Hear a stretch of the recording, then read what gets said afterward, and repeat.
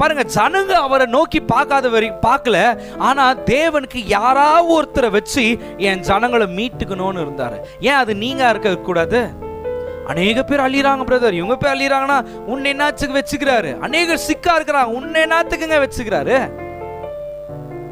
இன்ஜினியரிங்ல உன்னை ஆண்டவர் அழைக்கலாம், நர்சிங் ஆண்டவர் உன்னை அழைக்கலாம், டாக்டரா ஆண்டவர் உங்களை அழைக்கலாம், இல்ல டிப்ளமா முடிச்சு ஏதோ ஒரு மெக்கானிக், எதுலையுமே நீ நினைக்கிற அற்போன்ட்டு இல்ல, அங்க போனாதான் இல்ல, உன்னை ஆண்டவர் நீ செஞ்சுனுக்கிற வேலையில தான் அழைச்சிருக்கிறாரு. அந்த அழைப்பு தகுந்த மாதிரி நீ செஞ்சுனப்போ 8வது உயரத்துக்கு ஆண்டவர் உன்னை கொண்டு போவார். ஹல்லேலூயா. கிடியோனை கூப்பிடுறாரு. கிடியோன் வந்து பலிபீடெல்லாம் கட்டி ஒச்சு தள்ளுறான்.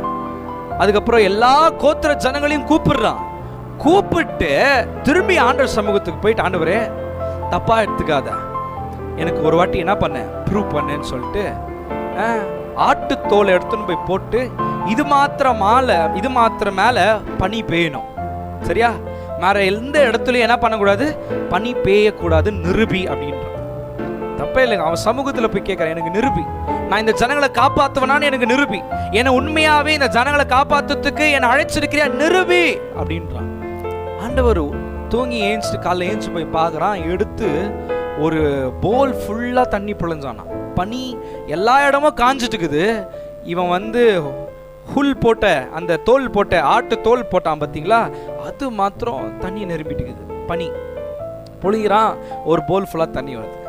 அப்புறம் என்னன்றான், தப்பா எடுத்துக்காத, கோவப்பட்டுறாதீங்க ஆண்டவரே, இன்னும் ஒரு வாட்டி என்ன பண்ணுங்க, எல்லா இடத்துலயும் பனி பெய்யட்டும், இன்னும் ஒரு வாட்டி கோவப்பட்டுறாதீங்க, இன்னும் ஒரு வாட்டி என்ன பண்ணுங்க, நிரூபிங்க அப்படின்னு சொல்லிட்டு என்ன பண்றான், லேண்டு ஃபுல்லா பனி பெய்யட்டும், நான் போடுற ஆட்டு தோல்ல மாத்திரம் என்ன பெய்யக்கூடாது, பனி பெய்யக்கூடாது, காஞ்சு இருக்கணும்ன்றான்.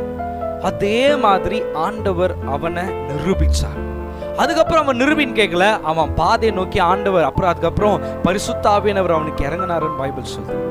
அதுக்கப்புறம் செய்ய முடியும், அவன் சண்டையே போல, அவனை வச்சு பைபிள் அவனை அழைக்கும் போது, கிடியோனை அழைக்கும் போது ஒருவனை வச்சு இந்த தேசத்தை நான் காப்பாத்துறேன்றார், இந்த ஒருத்தனை வச்சு.